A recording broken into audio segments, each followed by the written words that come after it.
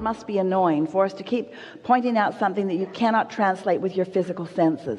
And what we want you to do is to try to be satisfied with the knowledge that if I can feel it, that then I will soon see it. You've just got to find some way of soothing yourself, that since I can feel it, therefore it must be. And if you can accomplish that, the receptive mode just means you're receiving something. So you could be in the receptive mode of what your vortex is offering up or what vulnerability offers. In other words, you're always in the receptive mode. So if you just start there by acknowledging that whatever is occurring to you, whatever thoughts are coming to you, whatever manifestations are happening, they are happening in direct relationship with whatever receptive mode you're in. An easier way of hearing it is whatever mood you're in. So that's elementary, isn't it? In other words, you understand that. You all do, don't you? You understand that. So now let's add another factor to that, and let's call that factor momentum. And let's talk about why momentum happens. Momentum happens because you give your attention to something. You give your attention to something, and then something manifests, and then you give your attention to something and something manifests, and you give your attention to something and something manifests. You have it so good because you're out here on the manifesting edge. You're out here on the edge where whatever you've got going on is showing itself to you moment by moment by moment by moment by moment. You have no excuse to be oblivious about what your vibrational countenance is, because the things that are manifesting around you are evidence of what it is. If you are aware of the way you feel and you sort of kind of like that feeling, so you focus there, it will become more and more and more and more and more. You could take any thought of minor importance and you could focus on it and bring it to a place of momentous importance, and it would manifest in this day. Every single one of you could do that with anything that is important to you. This is the power of the universe that you've got working with you. This is the power of the focus of source energy that you've got working with you. You have tools at your fingertips. You have the energy that creates worlds flowing through you, you see. You can be or do or have anything, but you've got to break it down in some way that you know that you are doing it. So we would suggest that you pick something, that is of some importance to you, and you decide that you're going to focus on it until you can show yourself in one day. You can show yourself how the momentum gathers around that subject in one day.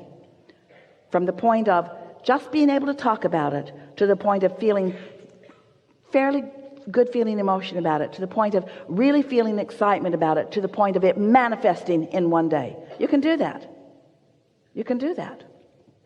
And you do it all the time. That's what's so funny about this conversation. You do those things all the time. You just don't know that you're doing them. And so you don't give yourself the credit of focus that you deserve to give yourself the credit of focus.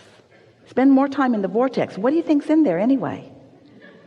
It's really funny. Here's this vortex, all ripe and ready and really eager. Well, we are the eager ones to show it to you. And you're over there saying, I don't see it. I don't see it. I don't see it. And we say, that's why. That's why. You got to look where it is and feel like it feels. So pick any subject.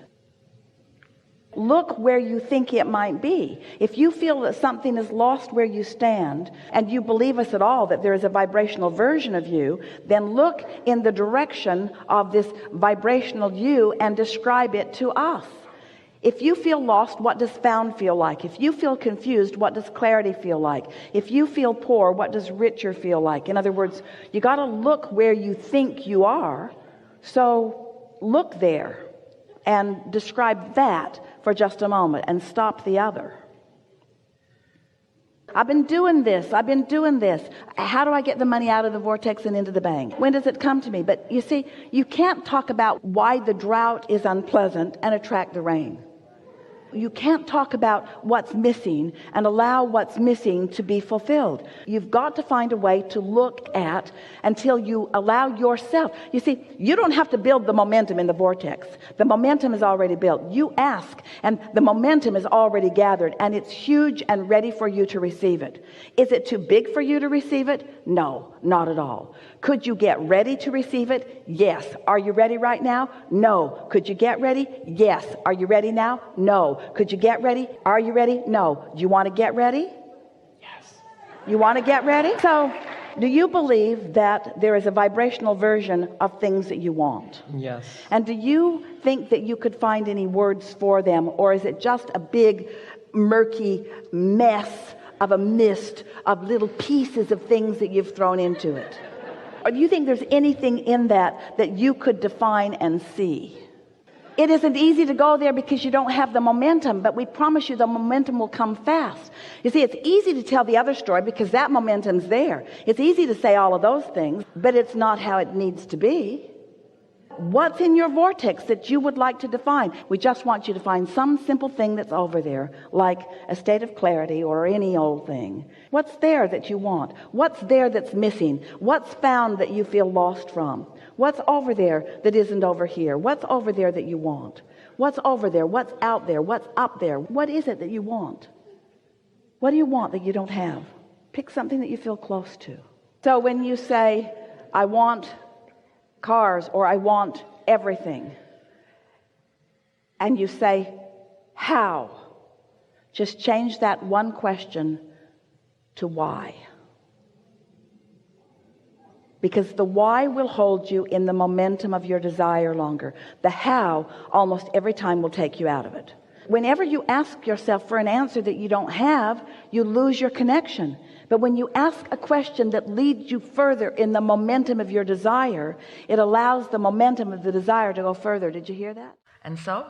So I got a that dovetails with that a little bit, as in a question about interpretation. Because I'm always focused on pre-manifestation awareness, as in what I'm thinking, what I'm feeling, so what's going to come back if I go through this route. But I'm also always interested in post-manifestation awareness. So, but it's nice when they jive, isn't it? Yeah. When you see something coming. Yeah. But sometimes something happens and you can interpret it as in a million ways. Like, I don't know, like I'm seeing a cat walking on the street and I'm thinking, oh shit, I must be aligned because he's looking at me and winking at me or whatever. But it can be just whatever. It doesn't have to do anything with alignment or not. Well, here's the thing. Everything that comes into your vicinity is part of your point of attraction. Mm-hmm. And we know what you're getting at. In other words, how much of this is a response of my deliberate offering of vibration? And we want to say, let's just start with how much of this is in response to my vibration, and then how much of my vibration is deliberate. Because sometimes you're more deliberate than others, but that's why we were playing with our friend earlier today about the consideration that he was having for the woman who was sitting next to him. We want you to get it, that your vortex really is ready to pop at all times. So actually, very little that you are doing in this red hot moment is the reason that something comes into your experience. Just like when you plant the kernel of corn in the ground, you don't expect it to just pop up and be full of ears. You understand that there's a process. And so there's this deciding process and the planting process and then tending to process, and there's the natural gestation process, and there's the law of attraction in your own inner being and source energy focused upon it process. Things are always being presented, or you might say projected, or you could say revealed to you. Things are always being revealed to you. The big question is, are you in a state of realization of it? And the more you hold yourself in that state of being tuned in so that you are focused upon and feeling and aware of the dovetailing of you and you, the fullness of you and you, then you begin to feel that, not only the feeling that we're all in this together, but the importance of your point of view. The feeling of invincibility, what we mean by that is, I can do anything. Say again? I can do anything. That's what it is for me. Not only I can do anything that I decide to do, but in this moment of time, the energy that creates worlds is pouring through me. And all that I've intended that is in my vortex is available to me.